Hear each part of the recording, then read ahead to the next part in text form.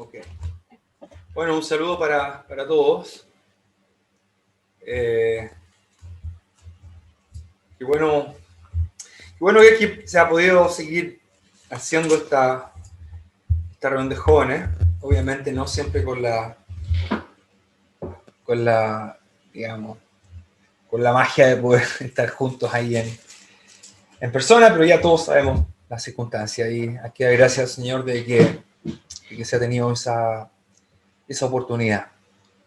Y un gusto también de ver a algunos, de ver algunos nombres y ver algunos rostros de los que están conectados en esta tarde. Y quiero compartir con ustedes hoy día algo que he estado meditando y pensando y leyendo un poquito estas últimas, básicamente 2 semanas, en el profeta Isaías. No he hecho un estudio profundo, analítico, exegético, como haría en otros casos, pero sí he estado leyendo algunas cosas y ha sido animador para mí y descubrir y por supuesto siempre aprender de la palabra de Dios. Quiero leer con ustedes el capítulo 40 de Isaías y de ahí vamos a saltar algunas partes, vamos a ver algunas partes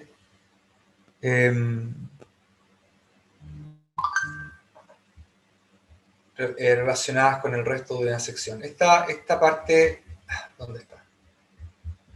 Esta parte de Isaías corresponde a la segunda parte del libro. Bueno, hay mucha discusión hoy día en cuanto a Isaías.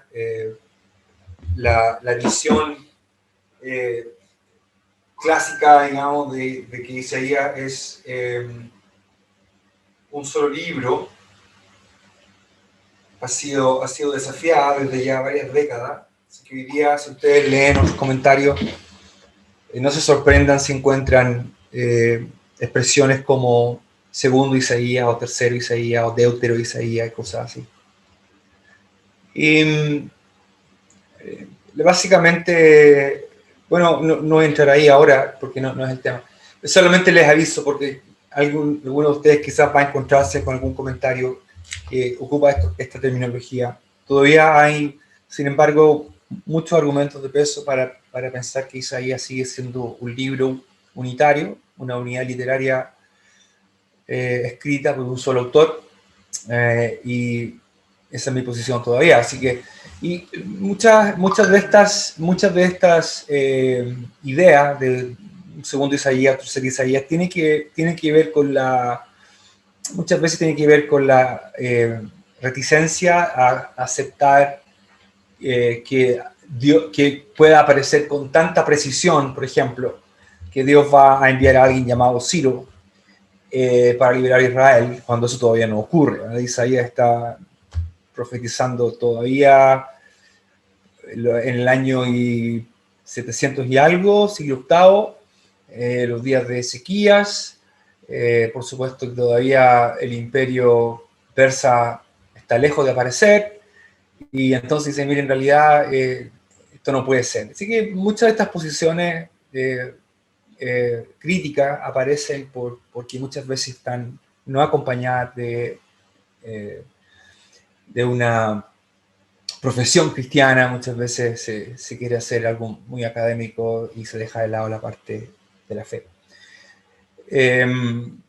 Pero hay buenos autores y comentaristas que todavía siguen entendiendo el libro como una unidad.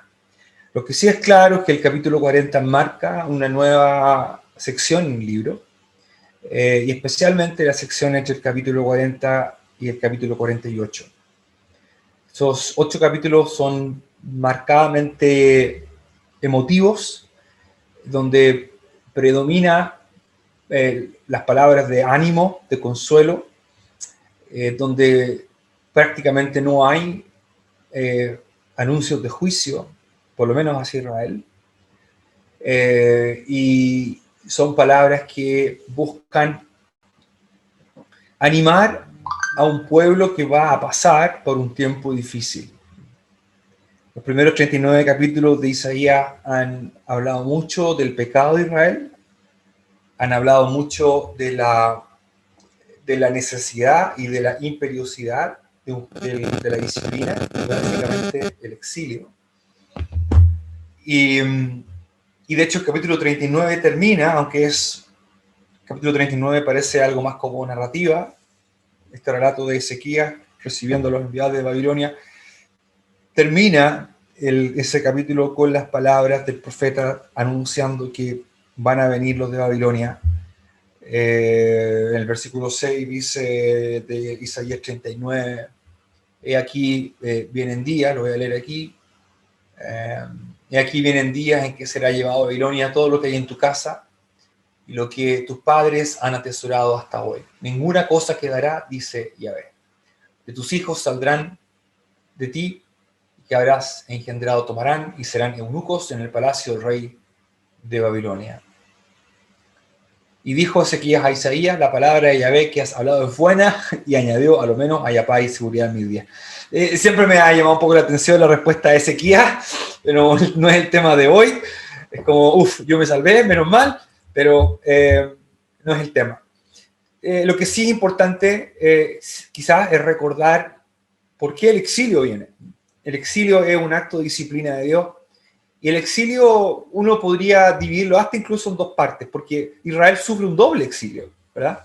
Primero el reino del norte va al exilio y luego Judá va al exilio. El reino del norte va al exilio en el año 722, si no me equivoco, en los días del imperio asirio, y luego casi un poquito más de 100 años después el reino del sur va a ir al exilio por los babilónicos. El exilio era la última etapa, era la expresión más extrema de la disciplina de Dios hacia la infidelidad de su pueblo. Y los que, cuando hemos tenido la oportunidad de hablar de profetas menores, ¿verdad? En Concepción hablamos de Nahum, de Habacuc, Sofonía, hablamos bastante del tema del exilio. Habría mucho más que leer, el profeta Jeremías, el profeta Ezequiel, por supuesto Isaías. Uno parte con el libro de Isaías y uno se encuentra con una descripción muy cruda, una evaluación muy devastadora de la condición espiritual del pueblo de Dios. Dios identifica a su pueblo, o Dios describe a su pueblo como un pueblo que ya no responde, un pueblo que ya no está respondiendo. Y hace la comparación entre animales, ¿verdad? Como el buey que conoce a su dueño, el asno que conoce el pesebre de su señor. Sin embargo, Israel no entiende y este pueblo no tiene conocimiento. Y continúa el profeta diciendo, gente pecadora, pueblo cargado de maldad. El famoso pasaje que habla de la planta del pie hasta la cabeza, no hay en él cosa sana. Un pasaje que a veces se ocupa para predicar el evangelio, ¿verdad? Y describir el pecado, o al pecador. Y sin embargo, es un pasaje que fue entregado por el profeta Isaías al pueblo de Dios. Al pueblo de Dios. Y es un pueblo que ha fallado desde el punto de vista del pacto, ha sido un pueblo infiel. La falla de Israel se puede también dividir en dos partes, ¿verdad? Uno es la parte espiritual, y la segunda, y la parte espiritual tiene que ver con la idolatría, y la segunda parte es un derivado de la primera, que es la parte ética. Si el pueblo falla en adorar a Dios y termina adorando a los dioses, su ética también va a fallar. Y eso irremediablemente uno lo ve en el pueblo de Israel, ¿verdad? En vista de que adoran a otros dioses, su ética se rebaja al nivel de la ética de los pueblos que le rodean, en vez de haber seguido la justicia, la rectitud, que son expresión y que son parte del carácter del Señor. Estas dos cosas son básicamente lo que van a gatillar el exilio. Es algo permanente y consistente, ¿eh? La falla en el pacto. Alguien podría agregar todos los años en que la tierra no descansó, equivalen a los 70 años del exilio. Pero básicamente es eso, es la falla de Israel en el pacto. Y cuando uno considera la manera en que los profetas se expresan, ya sobre todo al final, y si recuerdan lo que vimos el profeta Sofonía, toda la cantidad de veces que se habla del día de la ira de Yahvé. El día de Yahvé viene. El profeta Amós, aunque dirigido a Israel, con respecto a Siria, ocupa expresiones similares. El día del Señor viene. El día de la ira de Yahvé viene. El exilio y la destrucción, la envergadura, el alcance, de la destrucción que ocurre en Jerusalén, uno puede verlo en el libro de Lamentaciones. Y es algo horrendo, es algo tremendo. El día del Señor se describe como día de tiniebla, como día de oscuridad, como día de destrucción, como día de gritería, de grito por las muertes, por las destrucciones, por los asesinatos, por el hambre que va matando a la gente en Jerusalén, por el sitio que hace Babilonia, en fin, es sencillamente algo espantoso. Todo eso forma parte de un acto necesario de parte de Dios de disciplina hacia su pueblo. ¿Cómo se siente el pueblo? ¿Qué piensa el pueblo de Dios ante la inminente venida? ¿Qué es lo que puede pensar el pueblo que va al exilio y que va a sufrir todo esto? ¿Este es nuestro fin? ¿Será este nuestro fin? Es aquí donde termina la historia de Israel. El salmista dice que el Señor no nos ha pagado conforme a nuestras iniquidades. Y en un sentido el exilio es una expresión de disciplina proporcional, si podemos usar esa expresión, a la infidelidad de Israel. Habrá remedio para Israel. Hay vuelta para Israel. Hay regreso para Israel. Estudiando me encontré con una frase que me llamó la atención en cuanto a que no habría registro o que un pueblo regrese del exilio pareciera algo que era imposible. Que un pueblo regrese del exilio parece algo imposible. Cuando el pueblo se va al exilio, es un pueblo que está en un sentido destinado prácticamente a desaparecer porque comienza a mezclarse con el pueblo donde va. ¿Qué va a hacer Dios? ¿Se olvidará de Israel? ¿Hay regreso? ¿Qué va a pasar con sus pactos? El capítulo 40 al 48 de Isaías está diseñado para animar al pueblo de Israel, para animar a Judá de que el exilio no es el fin de la historia, de que el exilio no es la última palabra y de que Dios no va a olvidar a su pueblo a pesar de que su pueblo fue infiel. Dios ama a su pueblo. Así comienza el libro de Malaquías, ¿verdad? Yo los he amado. Y Dios ama a su pueblo y aunque a veces eso incluye pasar por un tiempo de dificultad y un tiempo de disciplina, el propósito es siempre el mismo, que el pueblo se vuelva a Dios. Volveos a mí. Es el mensaje de los profetas. Y el exilio, con toda la dureza y con todo el dolor y con toda la tristeza y con toda la destrucción y que eso implica, no es la última palabra. Y por eso es que la manera en que abre el capítulo 40 es tan notable. Consolaos, consolaos, pueblo mío, dice Dios. Hablad al corazón de Jerusalén. Decidle a voces que su tiempo es ya cumplido, que su pecado es perdonado, que doble ha recibido de la mano de Yahvé por todos sus pecados. Así abre esta sección. Abre con Dios directamente dirigiendo este mensaje que con dos palabras que se repiten, dos vocablos que van seguidas, dos palabras que van seguidas, en modo imperativo, hay un llamado a que el pueblo sea confortado. Esto es muy único porque a pesar de que la raíz naham, que es la que utiliza aquí, es muy común en el Antiguo Testamento, esta es la única vez que aparece conjugada en piel, que es una manera hebrea de conjugar verbo, en el imperativo. Aparece conjugada de otras maneras, en otras conjugaciones, pero esta es la única vez en el Antiguo Testamento en que aparece conjugado de esta manera. Y es muy llamativo.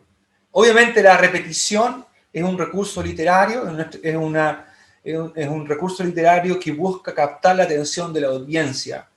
Y como todo profeta, como todo libro profético, el mensaje está diseñado, escrito, elaborado, de tal manera que sea persuasivo para la audiencia. Consolaos, consolaos, pueblo mío, dice Dios. Algunas traducciones, de hecho la mayoría de las traducciones, el imperativo lo dirigen a alguien más que consuele al pueblo en vez de que vaya directo al pueblo. Me parece que hace sentido. El versículo 1 de la Biblia de las Américas dice: consolad a mi pueblo, dice vuestro Dios. Lo mismo la NBI: consuelen a mi pueblo, dice Dios. Hablen con cariño a Jerusalén. La NTV dice: consuelen a mi pueblo, dice su Dios. Es su Dios, no los ha abandonado. Y es muy interesante cómo en el capítulo 40, en estos primeros 11 versículos, se habla por lo menos en 4 ocasiones, Dios identificado con su pueblo, vuestro Dios. En el versículo 3, nuestro Dios. En el versículo 8, el Dios nuestro. En el versículo 9, ved aquí al Dios vuestro. Y hay por lo menos 3 expresiones, 3 voces que aparecen aquí participando de este anuncio de parte de Dios. La historia no termina con el exilio. El fin de Dios y el propósito de Dios no es que su pueblo experimente esta clase de disciplina. Lo que Dios quiere es que su pueblo confíe en Él y que abandone cualquier confianza en otros dioses o en otras cosas que finalmente terminan desviando su corazón. Hay una voz que, bueno, el versículo 2 habla, es un versículo muy hermoso, porque dice: hablad al corazón. Hablar al corazón equivale a entregar palabras de consuelo, hablar al corazón. Hablad al corazón de Jerusalén y decirle a voces que su pecado es perdonado.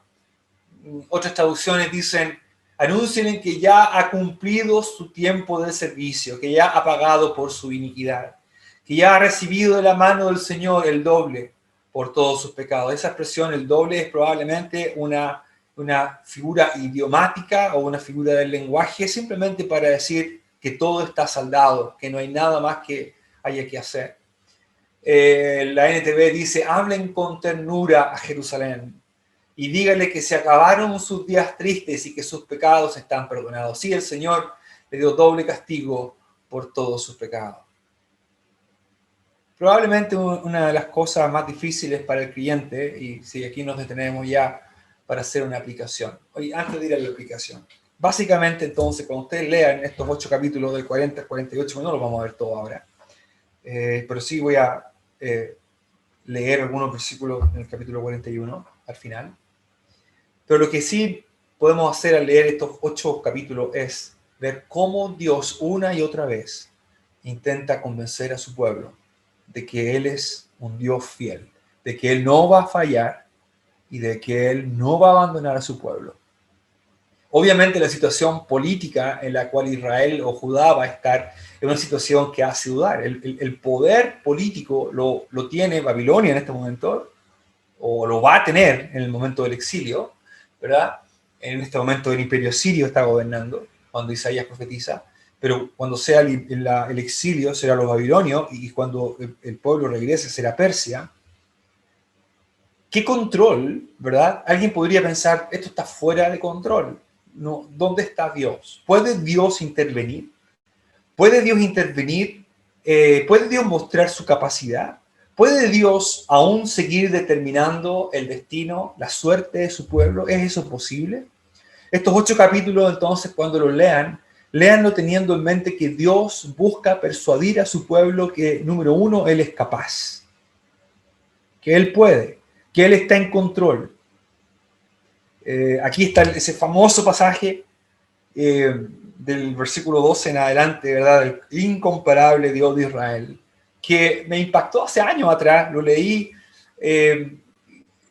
no sé dónde lo leí, pero fue a raíz de un libro o un mensaje que escuché de Jerry Bridges, un autor que yo no conocía y que me lo recomendó mi buen amigo Luchito en aquel entonces, Jerry Bridges, y él ocupaba este pasaje se me metió en el corazón ese pasaje: la grandeza y la incomparabilidad de Dios. Todo eso forma parte de este discurso para consolar a un pueblo que va a enfrentar una situación tremendamente difícil. No solamente difícil, ya es bastante difícil pasar por el exilio, todavía más difícil es quedar en la incertidumbre, ¿verdad?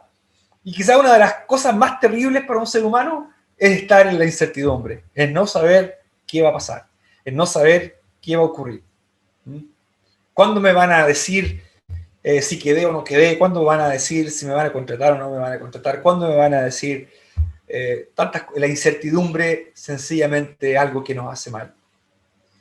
Y este pueblo necesita seguridad, necesita saber que Dios es un Dios que está en control, que no son las naciones las que determinan la suerte de Israel, sino Él. No son las naciones las que al fin y al cabo van a dictaminar la suerte de la nación de Israel, sino que es el Dios creador de todas las cosas. Por eso hay tanto énfasis aquí en Dios como el creador. Lo que el autor busca al persuadir a su audiencia es presentar a Dios en términos tan majestuosos de que no quede duda alguna de que Dios es aquel que está en control. La segunda cosa que el profeta quiere que su pueblo sepa es que Dios les sigue amando y que Dios está por ellos. Y yo me quedaría contento con que ustedes también se queden con esto hoy día. Que se queden con estas dos cosas y que nos quedemos con estas dos cosas. Que Dios no está determinado por las circunstancias ni por los gobiernos de las naciones. Estamos en un periodo un poco políticamente un poco agitado en nuestro país, vienen elecciones prontamente, un país que se ve polarizado, dividido, un poco incierto lo que va a venir en muchos sentidos. Dios no es ajeno a ello, ¿okay? Ni lo que pasa en el resto del mundo, por supuesto. Es bueno saber y recordar que Dios está en control. Eso es lo que trae paz al creyente. Se me viene a la mente ahora una frase que leí, no sé si de ese libro de Jerry Bridges en algún momento, o en alguna parte lo leí, de que el creyente duerme en la almohada de la soberanía de Dios o algo así. El creyente puede estar tranquilo sabiendo que Dios está en control. Y la segunda verdad que quiero que ustedes recuerden y que recordemos es que Dios está con su pueblo. Usted me dirá, o tú me dirás, eso yo ya lo sé. Y el problema nuestro no es que no sepamos las cosas, el problema nuestro es que olvidamos las cosas. Nuestro problema no es que no sepamos, y no estoy diciendo que lo sepamos todo, simplemente estoy diciendo que muchas veces sabemos verdades que son fundamentales, pero muchas veces no las creemos. No creemos que Dios realmente está en control. Y no creemos realmente que Dios está con nosotros. Y necesitamos ser persuadidos. Esto es lo que Isaías está haciendo. Isaías busca en estos 8 capítulos persuadir a su audiencia, convencerles. El tiempo del exilio va a pasar. Eso no es el fin de la historia. Ustedes serán confortados y el mismo Señor va a venir, como va a decir el resto del capítulo, ¿verdad? Todo valle sea alzado, dice el versículo 4, enderezad calzada, soledad a nuestro Dios. ¿Por qué? Porque el versículo 4 dice, el 5, se manifestará la gloria de Yahvé y toda carne juntamente la verá. Porque la boca de Yahvé ha hablado. Él viene. Él va a venir. Él va a intervenir. Él va a intervenir de tal manera que el orden mundial, como Israel lo conocía, no va a ser así para siempre. Se hace un contraste aquí entre la debilidad del ser humano, las limitaciones, la pequeñez del ser humano en comparación con la grandeza de Dios.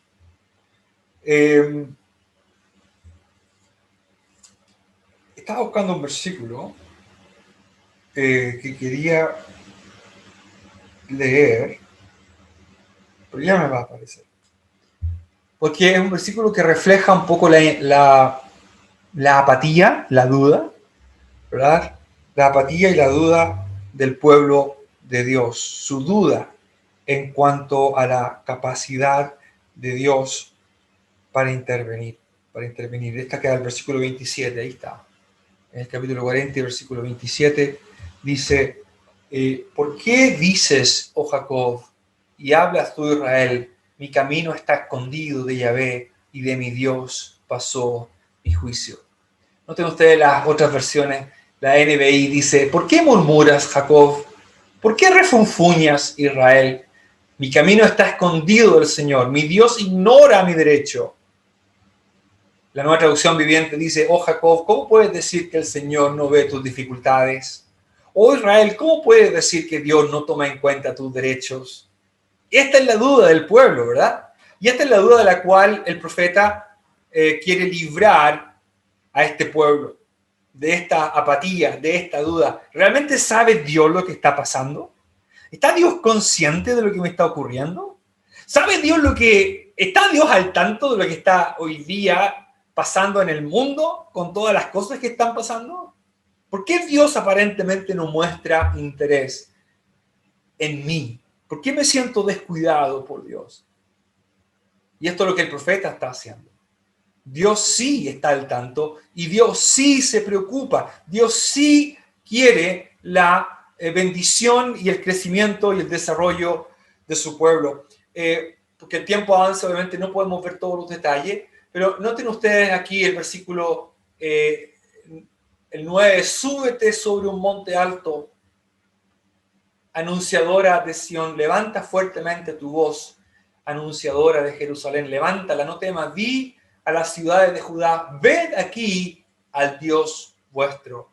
Él va a intervenir, Él va a intervenir. He aquí que Yahvé el Señor vendrá con poder y su brazo señoreará. He aquí que su recompensa viene con él y su paga delante de su rostro. Como pastor apacentará su rebaño. En su brazo llevará los corderos y en su seno lo llevará. Pastoreará suavemente a las recién paridas. La imagen del versículo 10 y el versículo 11 es sencillamente notable. Es el guerrero pastor. Es el guerrero pastor. O el pastor guerrero, como ustedes quieran. El guerrero pastor, aquel que viene para dar la recompensa, para dar el pago, para dar lo que corresponde a cada uno. Algo que desde un punto de vista escatológico va a ocurrir, ¿verdad? Cuando el Señor venga y aparezca, algo que ya uno mira en el libro de Apocalipsis, la venida, la aparición gloriosa de nuestro Señor, cuando Él venga para pagar según corresponda a cada uno. Pero no solamente es un guerrero, es un pastor. Es un pastor, tiene el poder y la fiereza para actuar en contra de sus enemigos. Y al mismo tiempo tiene la ternura, la calidez para llevar en su brazo, con el brazo con el que destruye a sus enemigos, tiene la capacidad de llevar a sus corderos. Qué combinación tan preciosa, ¿verdad? Qué combinación tan elocuente. Ese Dios que pelea, que controla este universo, como dice más aquí Isaías más abajo, que las naciones son como la gota que cae en el cubo. O sea, que no tienen ni una incidencia en Dios, no tienen ni un peso. Que más bien son aquellas las naciones rebeldes que terminan oponiéndose a Dios, como dice el Salmo 2 y como uno ve el libro al final de Apocalipsis, no son nada delante de Él, pero al mismo tiempo muestra un cuidado único, un cuidado que nadie más puede dar. El Dios nuestro. Ved aquí al Dios nuestro. ¿Cómo va a convencer Isaías al pueblo de que Dios es un Dios capaz? Le va a recordar primeramente que Él es el Creador. ¿Quién midió las aguas con el hueco de su mano y los cielos con su palmo? Con 3 dedos juntó el polvo de la tierra y pesó los montes con balanza y con pesos los collados. Todas estas son preguntas retóricas, ¿verdad? Son preguntas que obligan a la gente no necesariamente a responder, responden en su mente probablemente, son respuestas que de alguna manera son obvias. ¿Quién midió las aguas? Bueno, Dios. ¿Quién juntó con 3 dedos el polvo de la tierra? Bueno, Dios. ¿Quién enseñó al Espíritu de Jehová o de Yahvé? Nadie. ¿A quién le pidió consejo para ser avisado? A nadie. ¿Quién le enseñó el camino del juicio? ¿O le enseñó ciencia? ¿O le mostró la ciencia de la prudencia? Nadie. Dios no es alguien que necesite consejo. Dios no es alguien que necesite ayuda. Dios es tan inmensamente majestuoso y único que no necesita de la asistencia de nadie, ni Él lo en lo gestacional no necesita la ayuda intelectual, ni tampoco por decirlo así, el músculo, ¿verdad? La manera de hacerlo. Dios tiene la capacidad de diseñarlo y tiene la capacidad de ejecutarlo. No hay nadie que sea como Él. No hay nadie que sea como Él. Por eso es que en estos capítulos hay tantas referencias a la idolatría, porque, como decíamos al principio, uno de los principales problemas que Judá tenía era la recurrente caída de confiar o de buscar a los ídolos. Y eso obviamente al final terminó convirtiéndose en su ruina. Convirtió en su ruina. Así que Dios sí sabe, Dios está consciente que Israel piense que Dios no se preocupa, es totalmente injusto. Es injusto, es errado, es una visión errada, y ellos deben abandonar esa visión, ellos deben dejar a un lado esa manera de pensar. ¿No has sabido, no has oído? Dice el versículo 28, que el Dios eterno es Yahvé, el cual creó los confines de la tierra, no desfallece ni se fatiga con cansancio, y su entendimiento no hay quien lo alcance. Él da esfuerzo al cansado, Él da fuerza al cansado, multiplica la fuerza al que no tiene ninguna. Dios es un Dios que fortalece. Dios es un Dios que da fuerzas.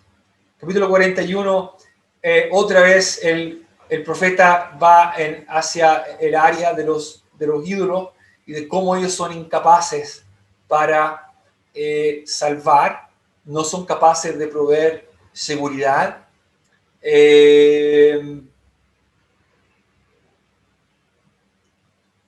Aquí está. El versículo 8, pero tú, Israel, siervo mío eres tú, a quien yo escogí, descendencia de Abraham, mi amigo, porque te tomé de los confines de la tierra, y de tierras lejanas te llamé y te dije, mi siervo eres tú, te escogí, no te deseché. No temas, porque yo estoy contigo. No desmayes, porque yo soy tu Dios que te esfuerzo. Siempre te ayudaré, siempre te sustentaré con la diestra de mi justicia. ¿Qué dicen otras versiones? Dice el versículo 10, no temas porque yo estoy contigo. Voy a leer la NBI. Así que no temas porque yo estoy contigo. No te angusties porque yo soy tu Dios. Te fortaleceré y te ayudaré. Te sostendré con mi diestra victoriosa. La NTV dice, no tengas miedo porque yo estoy contigo. No te desalientes porque yo soy tu Dios. Te daré fuerza y te ayudaré. Te sostendré con mi mano derecha victoriosa. La NBI y la NTV, aunque me gustan sus traducciones, no incluyen, o quizás la incluyen, pero quizás no con la fuerza que uno querría, la repetición de una pequeña partícula en hebreo, la partícula af, que lo que hace es reforzar lo que el Señor está diciendo, lo que la Reina Valera tradujo como siempre, ¿verdad? Porque yo soy tu Dios que te esfuerzo, siempre te ayudaré, siempre te sustentaré. La Biblia de las Américas que dice, te fortaleceré, ciertamente te ayudaré, ahí está, y sí, te sostendré con la diestra de mi justicia. Esa pequeña partícula lo que hace es intensificar la promesa de Dios. Yo soy tu Dios que te da fuerzas, que te esfuerzo significa eso, que te doy fuerzas. Es más, siempre te ayudaré, todavía más, siempre te sustentaré. Es una manera de hacer mucho más todavía real, mucho más intenso, mucho más vívido lo que Dios está prometiendo hacer. Me encanta el versículo 10, me encanta. Yo soy tu Dios. No temas, al tirá, si quiere aprender a decir no tenga miedo en hebreo, en la forma singular, al tirá, porque yo estoy contigo. Yo estoy contigo. No desmayes. Yo soy tu Dios que te da fuerza. Y termino con el versículo 13. Porque yo, Yahvé, soy tu Dios, quien te sostiene de tu mano derecha y te dice, no temas, yo te ayudo. No temas, yo te ayudo. No sé si este debería ser el lema de nuestra vida como creyente, ¿verdad? Deberíamos ponerlo ahí en todas partes, este versículo. No temas, yo te ayudo. No puedo pensar, quizás debe haber otras también, muchas más en la Biblia, pero qué palabras tan hermosamente, tan cortitas, ¿verdad? No temas, yo te ayudo. Apenas 4 palabras en nuestro idioma, 3 palabras en hebreo. No temas, yo te ayudo. Nos vamos a paralizar muchas veces por el miedo. Y el miedo nos va a paralizar porque vamos a pensar que Dios no se preocupa, vamos a pensar que Dios se olvidó, vamos a pensar que Dios no puede, vamos a pensar que Dios no se interesa. En fin, vamos a pensar que a lo mejor Dios nos sigue castigando por algún pecado y pensamos que la disciplina sigue, o muchas veces las cosas que pasamos. El otro día nomás alguien me decía, yo creo que Dios me está castigando porque yo hice esto, y dije, no pienses así, no, no es saludable pensar de esta manera. El propósito de la disciplina es poder volver al Señor, y si no hemos vuelto al Señor, Él es amplio en perdonar y restaurar. Lo que Él quiere no es que estemos sumidos en la tristeza o en la duda o en la desesperanza, sino que más bien recordemos que Él es fiel, que Él nos ama, que tiene un plan, que está con nosotros y que está en control de las cosas. Aunque veamos todo alrededor nuestro como algo que parece fuera de control, Dios sí está en control. Todavía queda un poco de año 2020, no sabemos cómo vendrá el 2022. ¿Quién se hubiera imaginado que iba a venir un virus como el que vino y que ha sido causante de tantas cosas, ¿verdad? Y para uno pensaría, bueno, parece que Dios no está en control. Dios sigue estando en control. Y podemos seguir confiando en Él. No temamos, porque el Señor dice, yo estoy contigo, yo te ayudo. Siempre te ayudaré. Que el Señor les bendiga, que bendiga su palabra y les bendiga cada uno de ustedes y lo que queda de la reunión.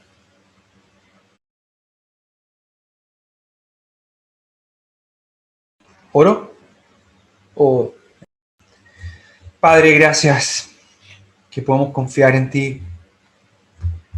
Nuestro corazón muchas veces se hunde en la duda, en la autorrecriminación. Muchas veces pensamos que tú estás lejos, muchas veces pensamos que tú no estás consciente. Lo cierto, Padre, es que tú siempre estás con tu pueblo. Tú nunca abandonaste a tu pueblo Israel. Y aunque pasaron por ese tiempo difícil del exilio tan duro para la nación, nunca dejaste a tu pueblo. Gracias por esas palabras que han quedado registradas en el libro de Isaías. Palabras de consuelo, de ánimo, palabras al corazón, que buscan recordar al pueblo de Dios que su Dios es aquel que realmente y el único que está en control total y absoluto de todas las cosas. Y Padre, aún más grande todavía es saber que tú, siendo el Dios soberano, eres aquel que pastorea y cuida a sus ovejitas como somos nosotros. Te agradecemos y pedimos tu bendición por esta reunión, lo que queda, en el nombre del Señor Jesús. Amén.